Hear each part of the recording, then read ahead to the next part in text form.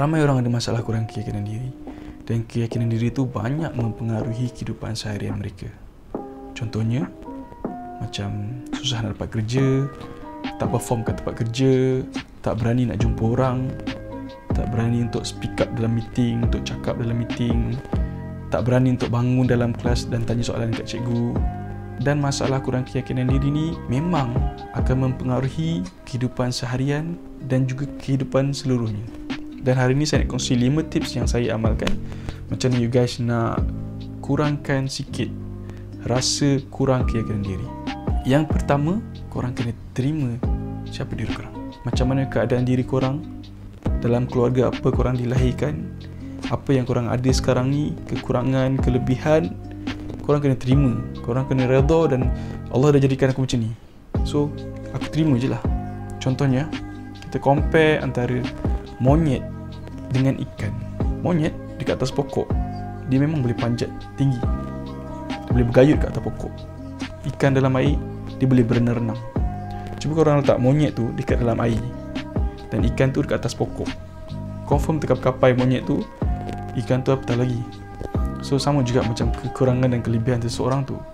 Allah dah jadikan semua orang sama, ada kelebihan dan kekurangan masing-masing. So korang perlu terima dulu. Bila korang start terima diri korang, daripada situlah korang akan start untuk develop keyakinan diri. Siapa lagi nak percaya diri korang selain korang sendiri? Kalau kau sendiri tak percaya kat diri korang, then that is the end. So start, pertama sekali memang korang kena redha dengan diri korang dan start yakin dengan diri korang. Yang kedua, korang kena stop comparekan diri korang dengan orang lain. Dulu aku ada masalah tu. Itu antara masalah terbesar yang sangat mempengaruhi aku punya keyakinan diri. Aku dulu suka compare diri aku dengan orang lain. Kenapa dia dapat tu? Kenapa dia tu dapat ni? Kenapa dia tu dapat ni? Kenapa aku tak dapat macam dia dapat? Aku keep comparekan diri aku, apa yang aku kurang, apa yang dia lebih. Aku keep comparekan diri aku. Kenapa bila aku belajar banyak-banyak tak sepandai macam dia?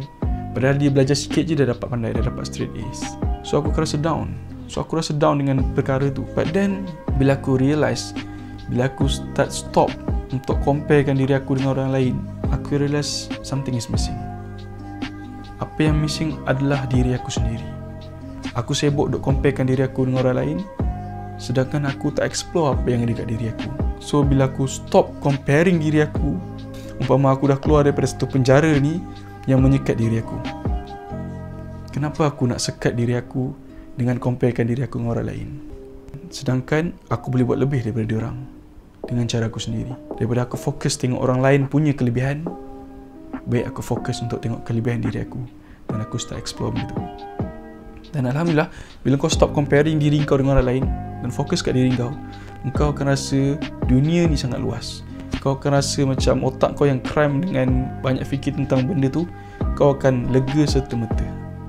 Dan itu akan boost up kau punya self-esteem immediately. Memang kau akan naik kau ni. Okay, so stop comparing diri korang dengan orang lain. Korang adalah korang, mereka adalah mereka.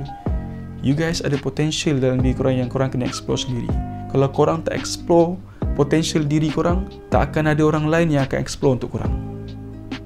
So stop comparing yourself with other people. So nombor 3 adalah you guys kena disiplinkan setiap benda yang korang lakukan. Contohnya bila korang berhadapan dengan orang awam, disiplinkan diri korang untuk cuba ke depan dan bercakap dengan diorang. Disiplinkan diri korang untuk setiap hari explore benda baru. Disiplinkan diri korang untuk cuba benda-benda yang korang tak pernah cuba. Try disiplinkan. Disiplin ni berkait rapat dengan konsistensi. Bila korang konsisten untuk buat satu benda tu, keep buat, lama-lama dia akan jadi habit. Dan bila dia dah jadi habit, dia akan jadi satu kebiasaan bagi diri korang. Yang mana tak biasa untuk bercakap depan orang tu, disiplinkan diri korang untuk bercakap depan orang.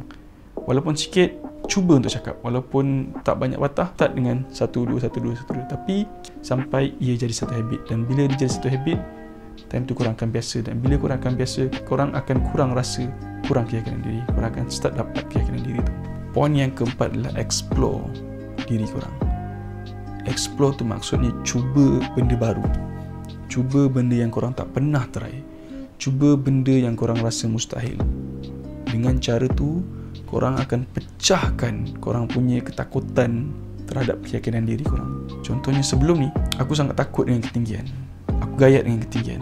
But then, satu hari tu, aku kena buat satu task di mana aku kena terjun free fall daripada tingkat 6. So ketinggian dia lebih kurang 20 meter daripada atas bangunan tu, aku kena terjun ke bawah. Memang takut, aku memang takut gayat. Tapi disebabkan time tu kerja, aku terpaksa buat benda tu. So aku ambil peluang untuk aku try benda baru. Aku ambil peluang untuk aku push diri aku supaya aku boleh lakukan tu. So by the moment aku naik dekat atas tu, memang gayat, memang orang cakap goyang gila. Memang goyang. Waktu tengok platform tu daripada tepi, tak nampak gayat sangat. By the moment diorang dah start pakaikan harness and safety belt tu semua, the moment tu aku dah rasa gementar.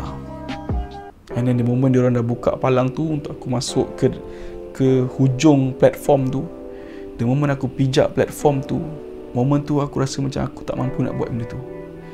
Lagi-lagi bila aku tengok bawah, bila aku tengok dekat bawah 20 meter free, tak ada apa-apa, memang time tu lutut aku goyang.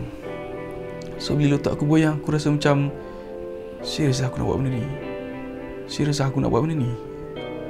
Menggigil, badan aku satu badan menggigil. So bila badan menggigil tu, aku cuba untuk fight benda tu. Sebab dia mindset. Korang kena instruct mindset korang supaya korang tak takut dengan benda tu. Apa yang aku buat adalah aku take a deep breath. Aku tengok dekat view, tengok dekat gunung yang kat depan aku ni. Instead of aku tengok bawah, aku take a deep breath. The moment aku lompat keluar, langkah pertama itulah langkah paling sukar sekali aku nak buat. Langkah yang paling aku rasa takut sekali nak buat adalah melangkah keluar platform tu untuk jatuh free fall. Dan bila aku dah dapat jatuh ke free fall tu, bila aku buka mata, the moment aku jatuh, aku tak rasa takut langsung.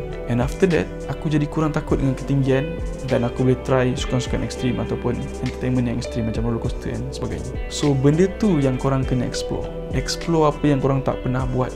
Contohnya korang tak pernah naik atas pentas dan bercakap. Explore diri korang untuk naik atas pentas dan bercakap. Explore diri korang kalau korang tak pernah bernyanyi depan khalayak ramai. Pergi nyanyi. Biarlah orang nak cakap apa. Yang penting kau explore diri kau untuk kau rasa benda tu. The first step is the most important. So, explore diri korang and push korang punya limit. Tip yang kelima yang aku nak kongsi adalah you go for it. Dalam erti kata lain, korang langgar je. Korang tak perlu fikir banyak orang ada masalah kurang keyakinan diri ni. Orang-orang yang kurang keyakinan diri ni, diorang banyak berfikir sebelum diorang buat. Berfikir is bagus, but then terlalu banyak berfikir sampai korang tak bergerak, itu tak bagus. So apa yang aku buat is langgar je. Kenapa orang kurang keyakinan diri ni takut untuk try? Sebab dia takut making mistake, dia takut untuk buat kesalahan. Tapi kau kena ingat, kesalahan tu memang sebahagian daripada kehidupan. Kesalahan tu adalah sebahagian daripada proses pembelajaran korang. Kalau korang tak salah, korang takkan tahu. Dan the moment korang tahu adalah the moment keyakinan korang akan kembali. Contohnya, kalau korang tak pernah nak bercakap depan orang ramai, langgar je dulu. Depan tiba-tiba ada 10 orang ke korang rasa nak masuk kan, pergi depan orang dan cakap dengan orang. Walaupun korang ni sebelum ni tak pernah nak bercakap, maybe by the first time korang akan rasa gugup, korang akan rasa apa yang aku tengah buat ni, and maybe diorang akan macam awkward dengan korang. But then bila korang dah experience the first time, korang dah tahu macam mana korang nak handle benda tu. So bila korang naik the second time, korang dah ada ilmu tentang the first time, korang dah tahu, and then keep going sampai korang jadi biasa. Bila benda tu jadi satu perkara yang biasa untuk korang, itulah tanda keyakinan diri korang start pulih. So percayalah diri korang sendiri. Tak ada benda yang mustahil kat dalam dunia yang korang tak boleh nak capai. Korang yang kawal diri korang sendiri. Korang yang tentukan hala tuju ke mana korang nak pergi, apa korang nak jadi, apa yang korang tengah buat sekarang ni, apa yang korang bakal buat nanti. Korang yang tentukan. Dan tak ada benda lain yang menghalang korang untuk berjaya melainkan diri korang sendiri. Tak ada orang dalam dunia ni yang tiba-tiba ada keyakinan diri yang tinggi. Semuanya perlukan disiplin, semuanya perlukan latihan, semuanya perlukan kerja keras, dan semuanya perlukan keberanian. So langgar je, disiplinkan diri korang, yakin dengan diri korang, stop comparing diri korang dengan orang lain, dan insyaAllah korang akan jadi orang yang berkeyakinan tinggi. Amin. So thank you so much, semoga bermanfaat untuk anda semua.